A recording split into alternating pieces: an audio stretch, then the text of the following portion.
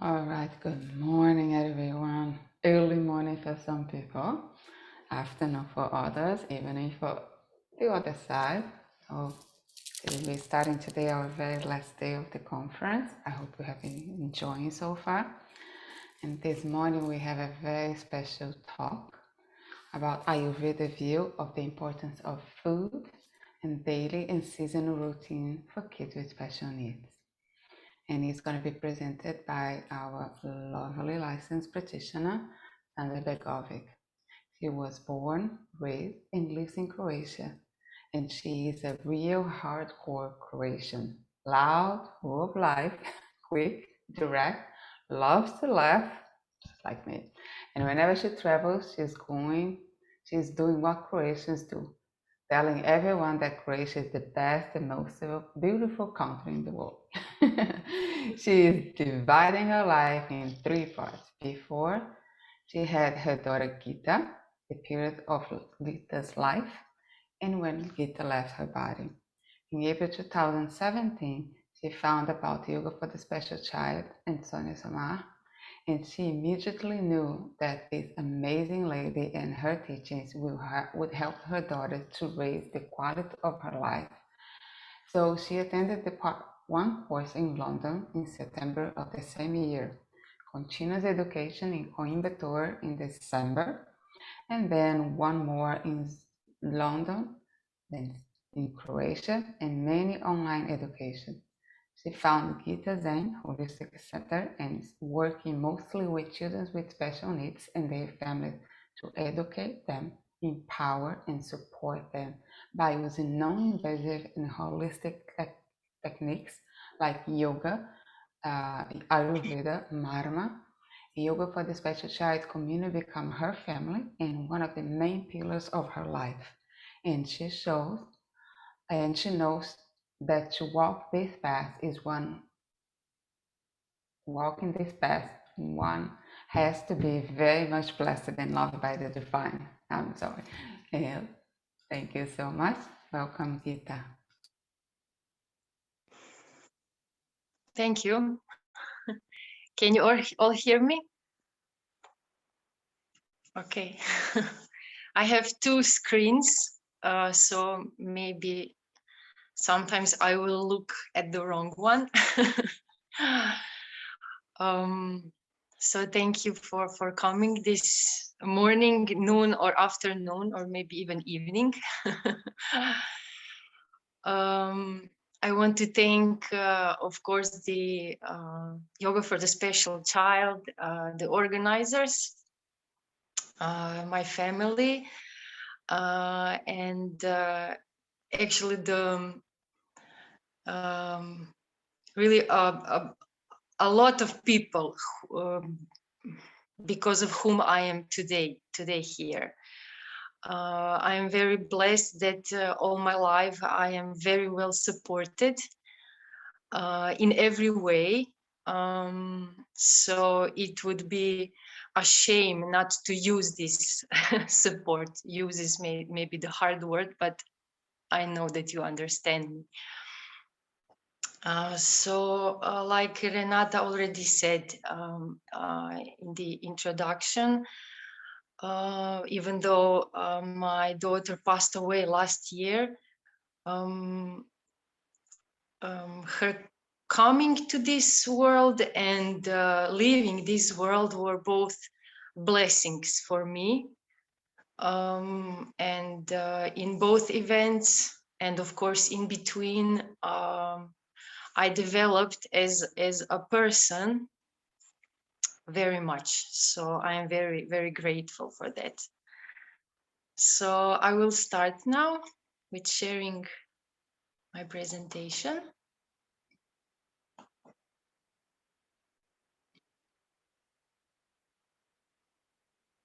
Can you see it? Is it visible for you? Okay. So my today's topic is Ayurvedic view of importance of food and the routines when it comes to children with special needs or different abilities. And I would like to, before we start, also to say that I am still very much privileged because I could combine my studies of Ayurveda with practicals, because working with my daughter Gita and having that privilege to apply immediately whatever I was learning, lifted up my capabilities, right, to work now with the rest of the people that are coming to my center.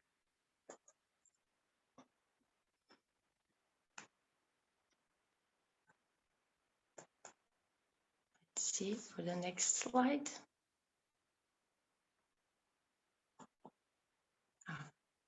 Hope it will stay here now. Okay, so I would like to start with invoking all the good qualities that our Maharishis and all the gurus are representing. So please close your eyes and relax. Take a deep breath in and breathe out.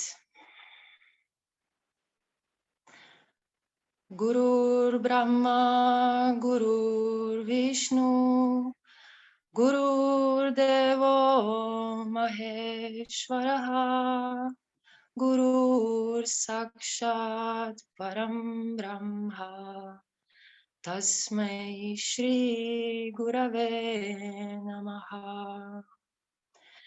Yogena Chittasya Padena Vacham, Malam Sharirasya Cha Vaidyakena, Yopakarotam Pravaram Muninam, Patanjalim Pranjaliranatosmi.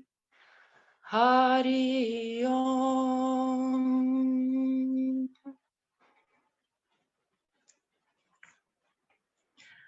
Let us bow down to Lord Patanjali, the one who gave us the beauty of speech. So whenever we talk, we are gentle.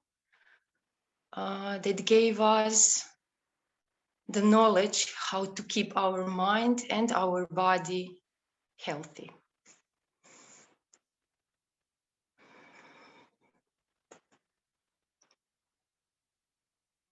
Here, I would like to share with a couple of photographs how the 7 years of our life with Gita looked like, and how many achievements we accomplished as a family, and not only just for us, but for the community here from the Balkan region. So I would say maybe 2.5 years after Gita was born, we were already starting to work with the families that have similar difficulties or challenges like us, and slowly we were building the foundation for our holistic center. After Gita decided that her mission is completed, at first, of course, I didn't know what to do, but actually very shortly, I knew that this is the only path that I can continue to walk on. So it was very much emotional. And it is now. I think that I will now, thank God that I'm sitting down on the floor, so it's safe for me. But why I started everything with gratitude to Patanjali is because one of the verses is saying that sadness is actually the same as gratitude. So if you manage to transform sadness into gratitude, you are saved. And for the whole now last 1 year, there was not one moment in my life that I didn't practice this transformation, and it really works.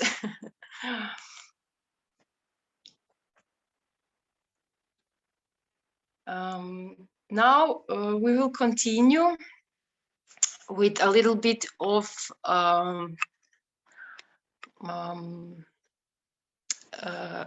how to say. I have to give you a couple of information so that you can understand better how our body is functioning, and how by understanding those functions, you will be able much better to understand your child, but also yourself, which is also very important.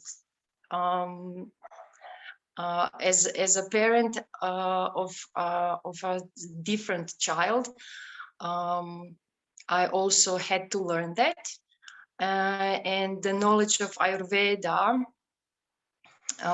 and of course the knowledge of whatever Patanjali is teaching, I somehow managed to do that. So here I'm sharing this with you. So the first two things which we always think about, and we are not sure if they can go together, especially with the special needs population, is the lifespan and the quality of life. My daughter, according to her diagnosis, should live only 2 to 5 years maximum. And the doctors told us that we would spend like almost all the time we would spend in the hospital. So there was no quality of life at all, right? And the lifespan very, very low. So after a few months, after I saw that actually they don't have anything to offer us, I started to learn and to apply Ayurveda on her. And now I am aware that I actually chose quality of life over the lifespan. Because for me, what was the most important is that she would not be in pain, that she would be happy. And we achieved that. So when she was 4 months old, 4.5, we left the hospital. And since then, for the next full 7 years, we didn't spend not even one day in the hospital. So that was an amazing achievement. And also because of the quality of life was so high for her, we actually literally we extend her lifespan. So from the, let's say, maximum of those 5 years, she was living 7 years, and I can assure it was with full capacity. So she traveled the world. She was reading.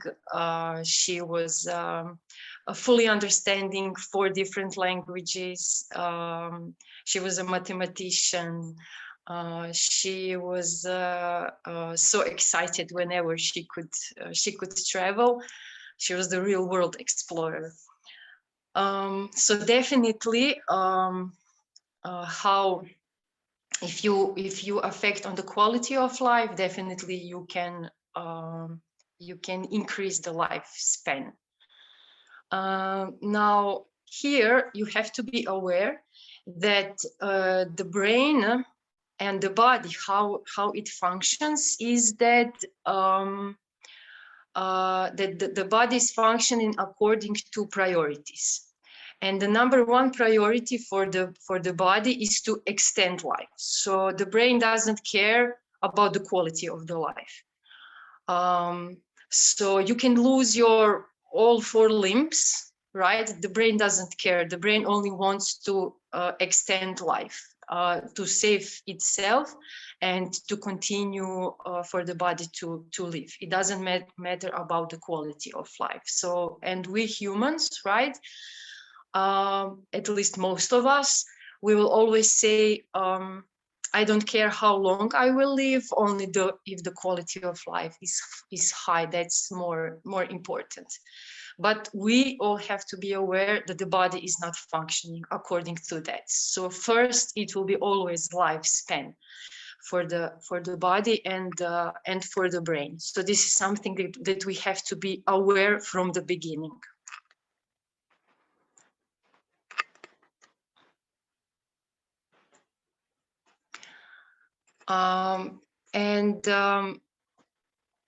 The point number 3 here, I will explain it with some practical example. Most of the children with special needs have seizures, fits of some kind of involuntary movements, or high spasms, something like that, symptoms like that. And here we can see how the brain puts the lifespan over the quality of life, just to save itself. So the thing is, when the brain doesn't have enough energy, the resources to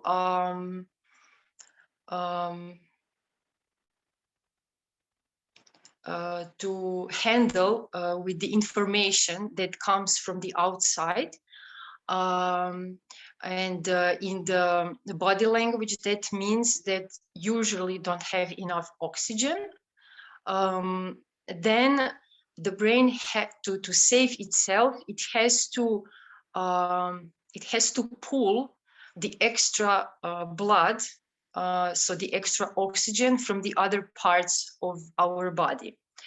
So that means that the parts of the body that are most far away from the brain, they will lose the oxygen supply first. So I'm sure if you were in contact with someone who has a seizure, the first thing that you notice is the cold hands and feet. So this is the first sign that the brain is taking the blood he is changing the blood flow, right? And he is putting extra blood towards the head, just to save it. The next organs or body parts that will lose the supply, right, just for the brain to be saved, are of course the internal organs, right? And now this is the part that is, of course, it's dangerous, right?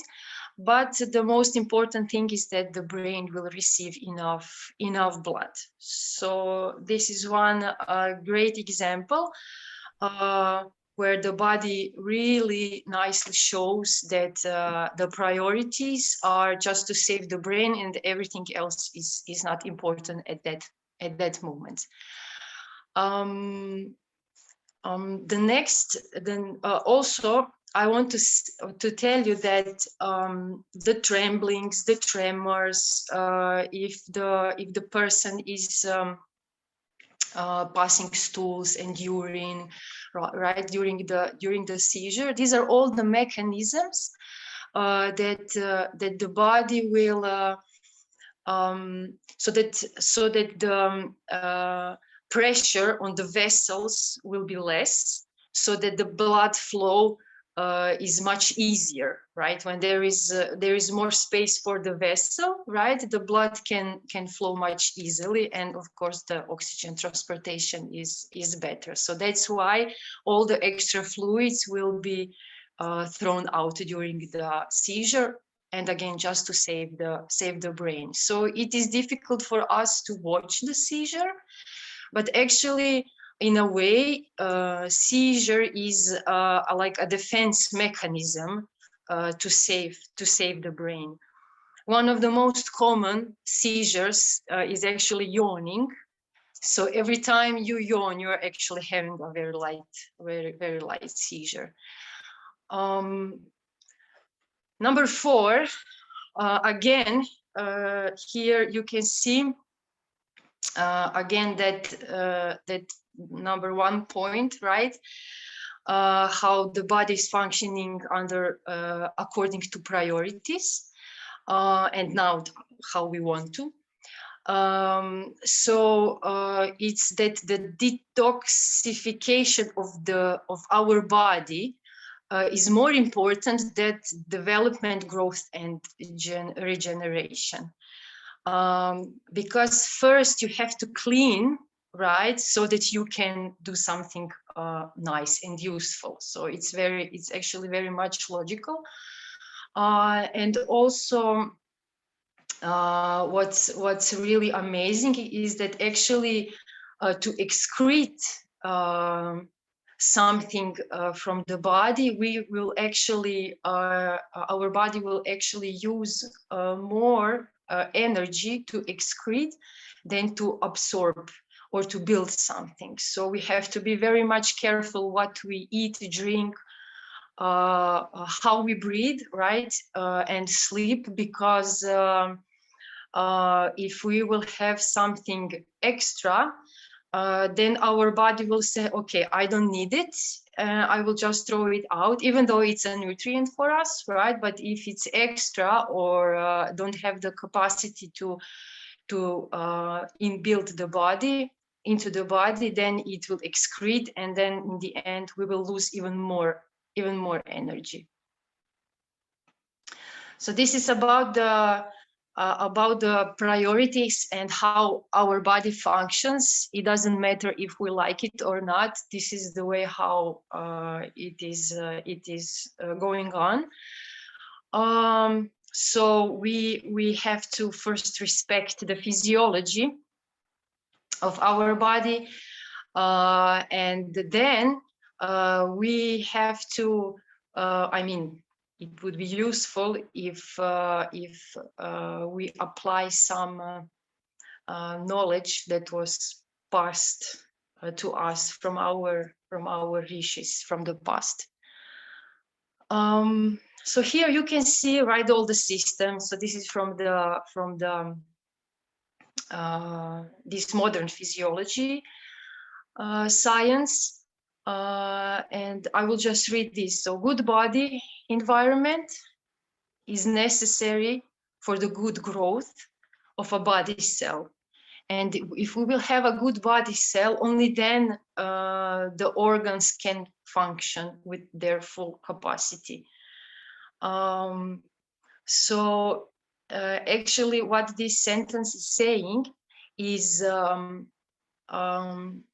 it's like with the plant. Very, very simple example is that if you have a plant, and if you will pour clean water, if you will put her in the rich dirt, you know, the plant will grow and it will have fruits and so on. So it is the same in our body. So first we have to have a good environment so that the cell can grow, can achieve the full potential, can do the work, and then when the work is done, right, the cell will die and it will be excreted from the body.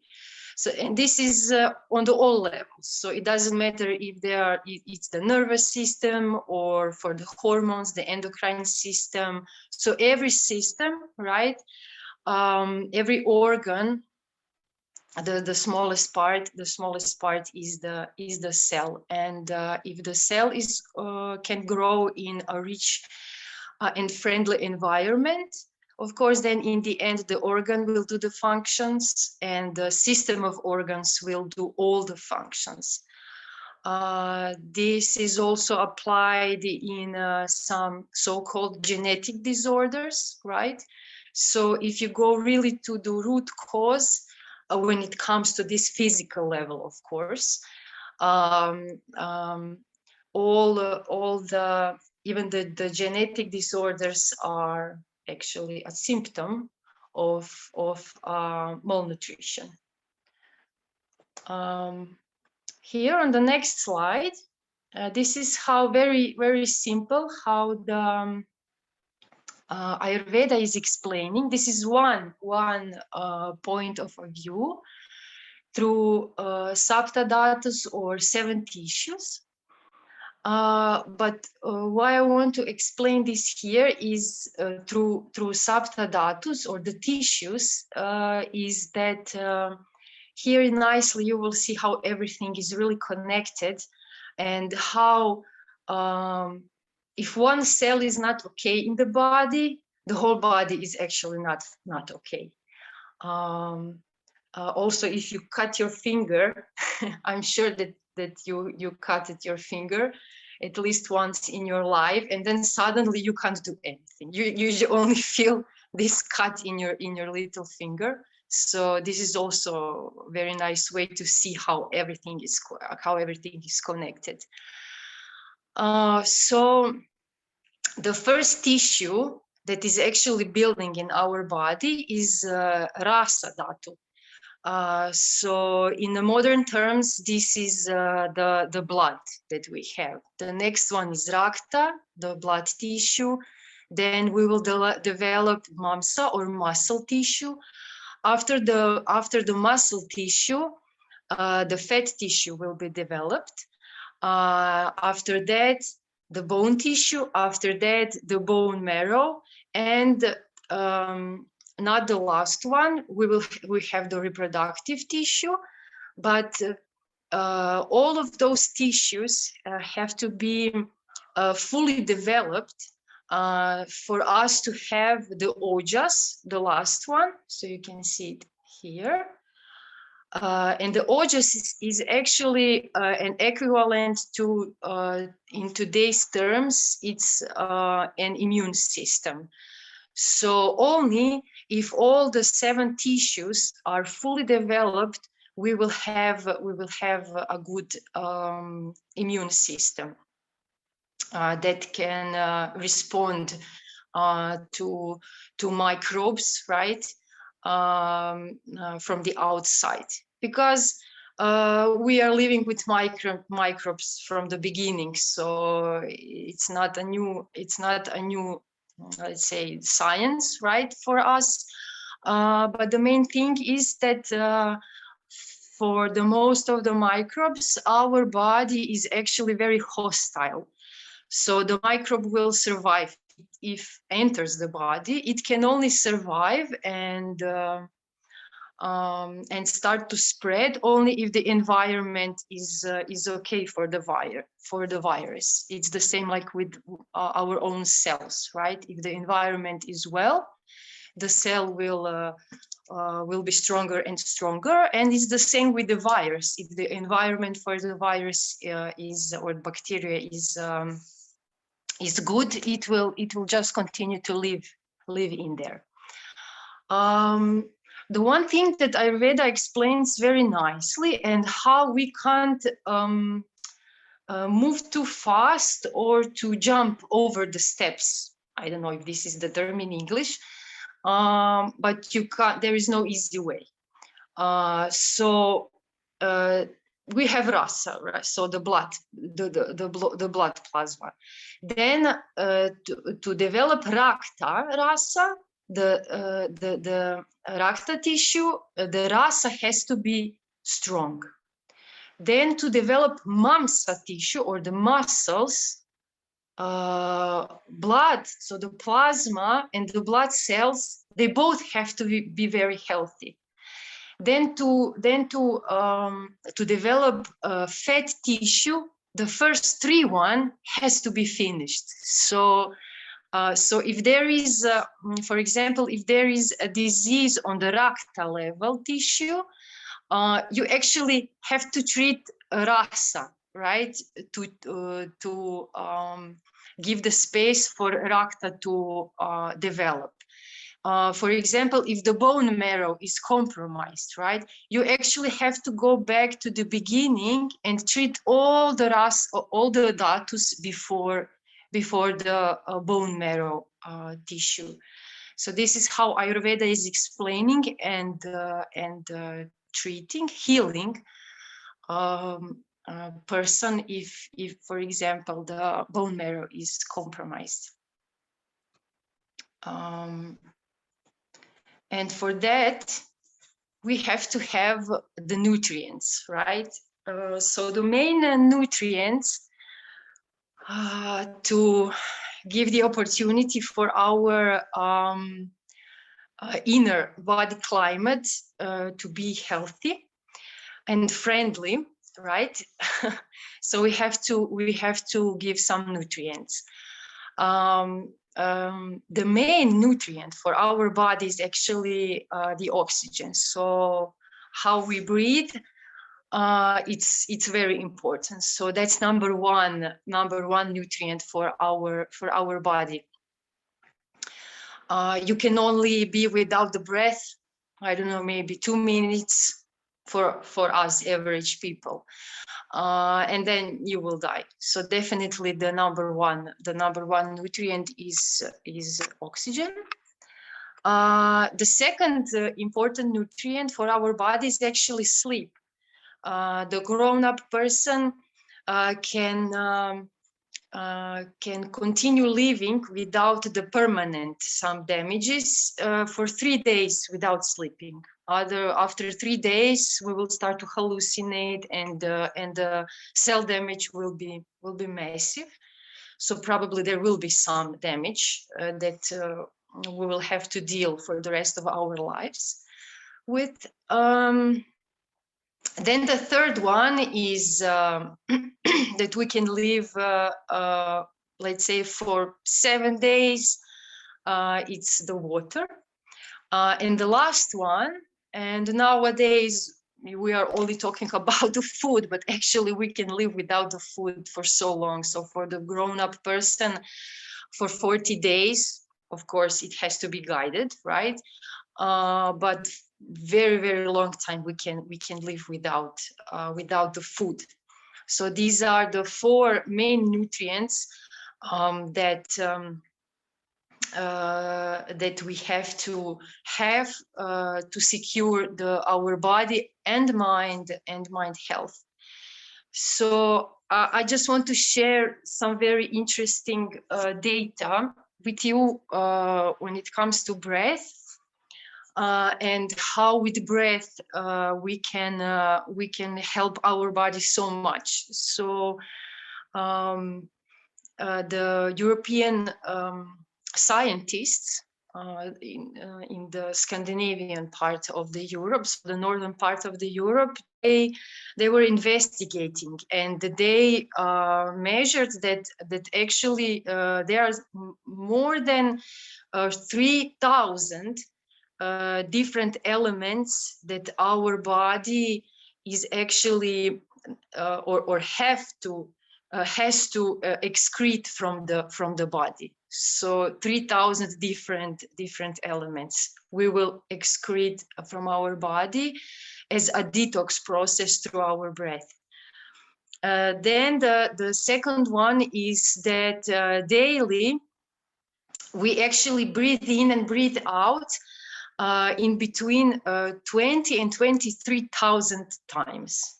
So because we are breathing all the time, so it is a big number. So you just imagine if you do something wrong or not with full capacity 23 times a day, or you do it correctly 23,000 times a day. So it's a huge difference how if we breathe correctly or not.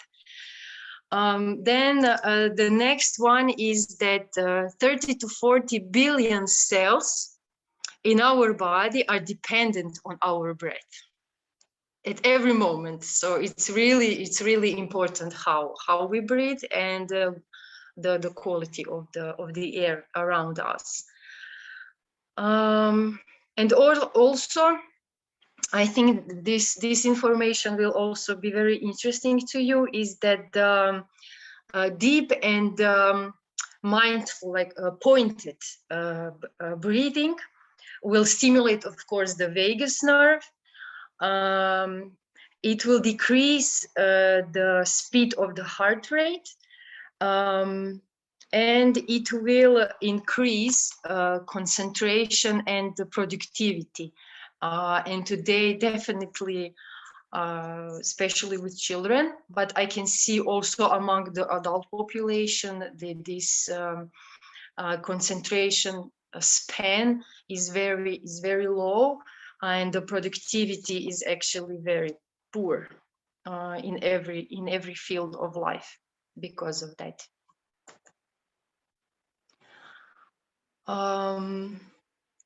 So now I would like to share something that you can start with immediately in your daily life. So hopefully this will be very practical for you, is to how to choose the right food. Because nowadays everyone are talking about the healthy food and what is healthy food and healthy. But the thing is that whatever you can digest, it's healthy. So if you can digest stones and nails, you can eat it because you can digest it, and in the end it will be useful for your body. The thing is that here I put digestion strength. This is actually most important part,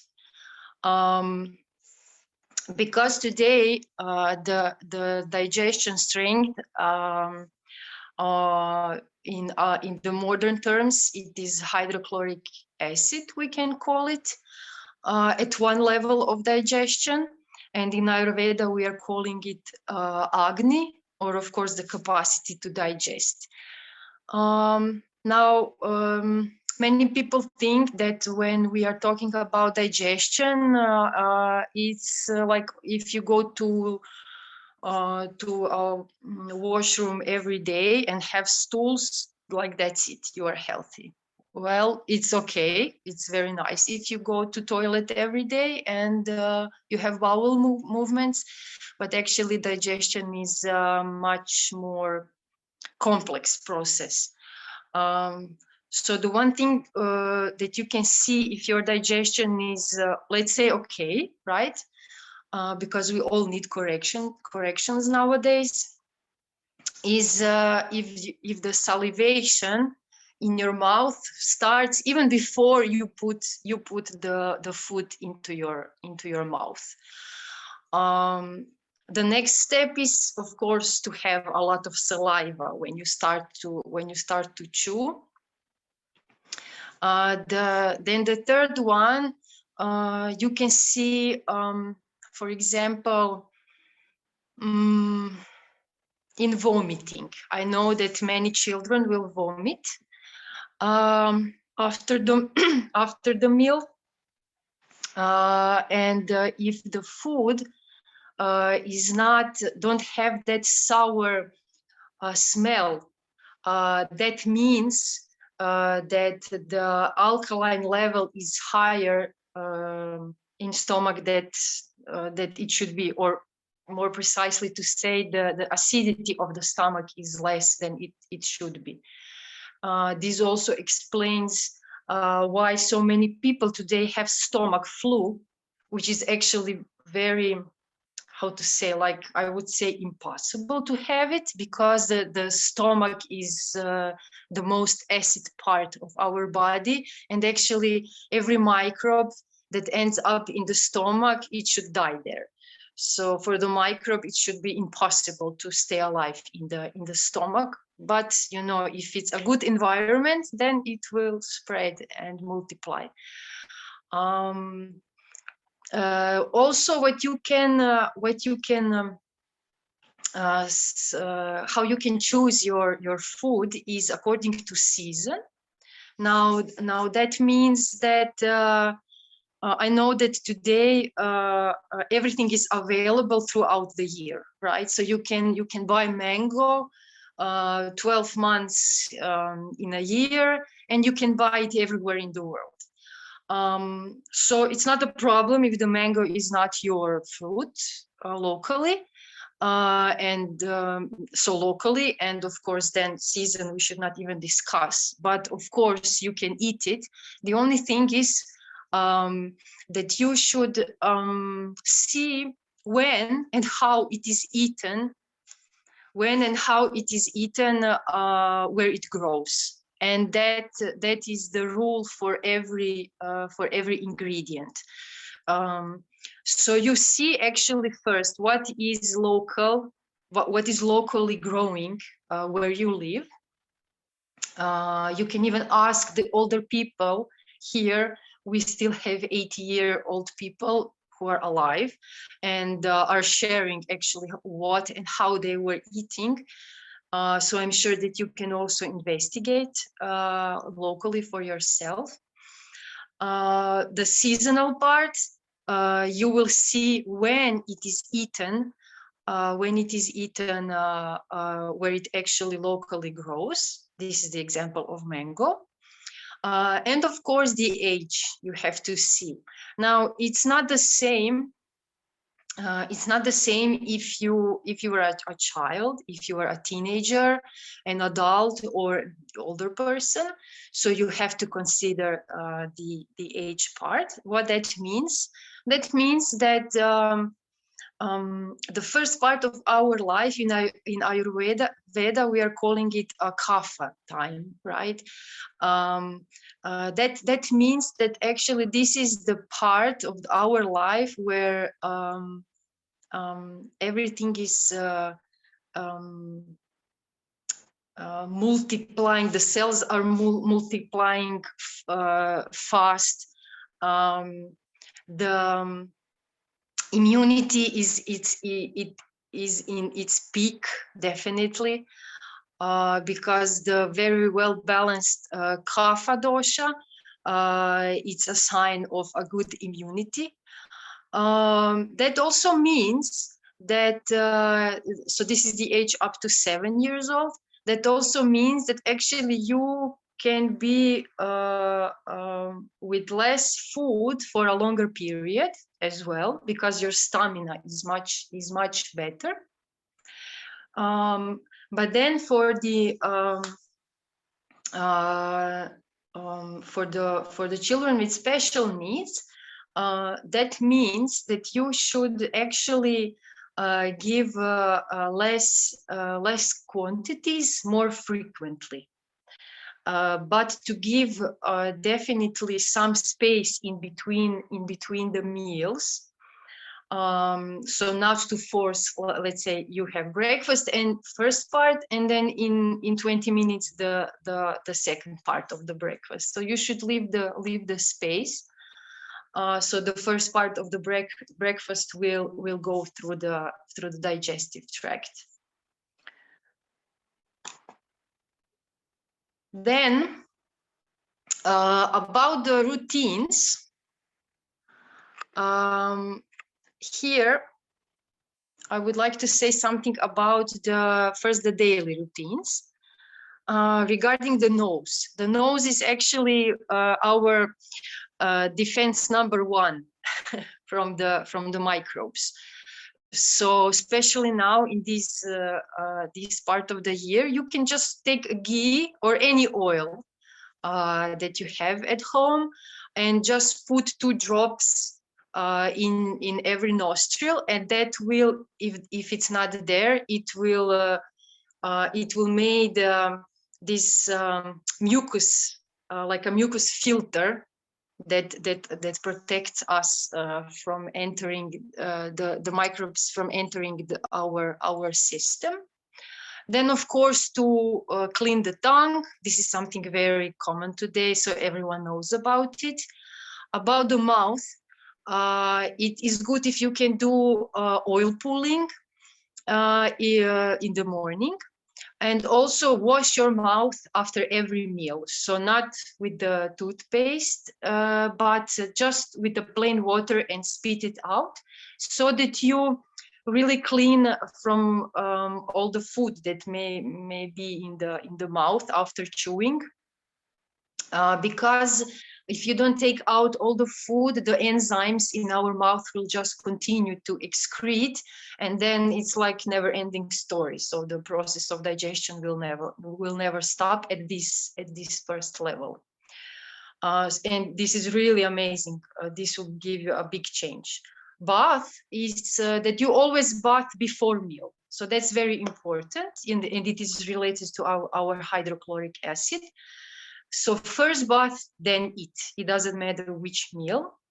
Then regarding the quantity of the meal, so for the breakfast and dinner, you should eat less, and for the lunch you can eat more. And during the lunch, so the lunch should be the biggest meal actually. Breakfast is important, but it's not the biggest meal. The biggest meal is lunch actually. So somewhere around the noon. And in lunch you can actually eat whatever you want. So the most heavy foods you please eat during the lunch time. So in summertime, that's between, let's say, 10 a.m. and 2 p.m. And during the winter time, it's 1 or actually 2 hours less, so in between 11 and 1, because in that period our hydrochloric acid is in its peak. Then also when it's cold, very logically, but today people are not doing that. So when it's cold, you eat more, and you eat foods that are much heavy, much more oily and cooked. And in warm season, you can eat less. And of course, much lighter foods to digest.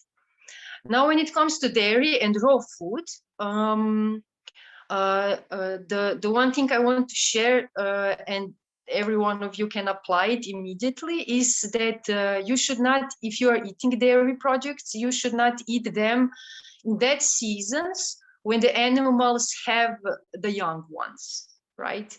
Because at that period, this milk is only for the young ones, for the young animals,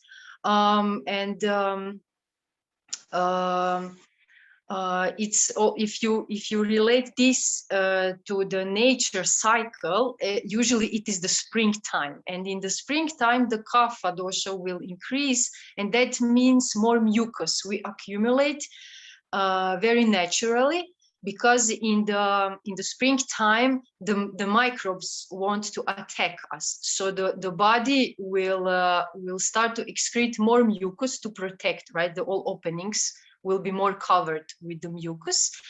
But with the dairy, this mucus will go even more higher, which is not okay for us. So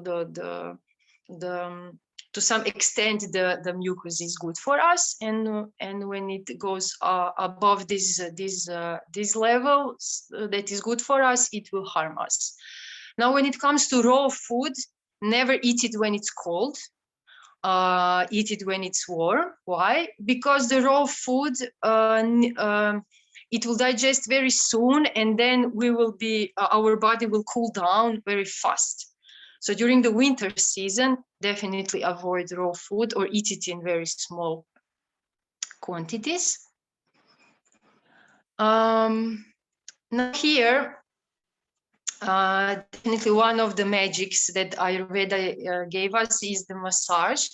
But here very shortly, I will only say that I'm sure that you all heard about the gut is the second brain. But I don't know how many of you knows that actually the calf muscle is our second heart. Now, why is that? It is because we have two circulatory systems, right? So for the blood, the pump is the heart. So the heart is pumping the blood, but actually our lymphatic system doesn't have the pump. The lymph is moving when with the help of our muscles, and we have to move our muscles.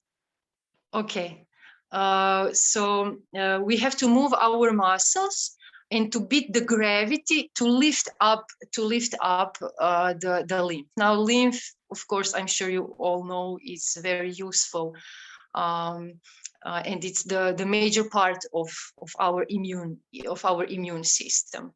So why the calf muscles? It is because it is the biggest and the most a far away muscle from our heart, right? So you can see by the shape of the calf muscles, it actually has a shape of a heart when it is well developed. So this is one thing why we are massaging, of course, for the better nutrients absorption and assimilation, for the central nervous system, muscle tone, and everything else. Now here I put some spices where you can well, like, let's say, to balance some foods. You can read it on your own. Now here I put banana on the first place because banana, we all eat banana, like we are all obsessed with bananas.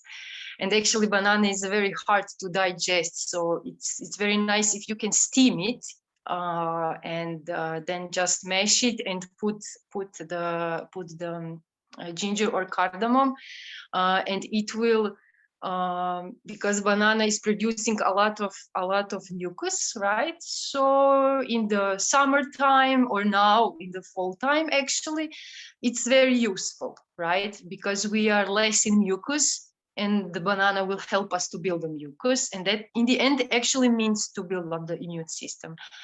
But if you're eating banana in spring, for example, then it will build up more the mucus. So you can help to reduce this, actually, to for the body to be able to digest mucus better with those spices. And now, of course, why is this important for all, actually, people? It doesn't matter which role you are playing for that child or a person. For me, I was more confident as a parent. I was more confident. If I had some doubts, I could always refer to the old books and to the physiology, and that helped me to stay on a track. So one example is that I never, after 1 year of Gita's age, I never gave her any allopathy medicine, not even to lower the high temperature. And this will give you a lot of confidence. And as a therapist, I can also speak as from this point of view, is that definitely, for example, if I'm having a child on a yoga session, looking through the lens of Ayurveda, the practice of a child and my own practice will go much deeper, and the results definitely are coming much faster. which is also, I think, very important. Thank you.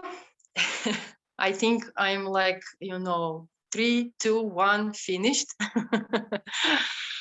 Hariom, I really hope so that you enjoyed, and I think we don't have time for questions, but let Renata decide. Thank you so much for listening. Hariom, we have a class starting at 7. So we have 5 minutes to get ready for that class. I'm pretty much ready. So what I'm going to do is that I'm going to just stop the recording. And if you need to get ready for your class, please do so. Otherwise, you may be able to ask Sandra a couple of questions before we have to start the other class. We can't get late.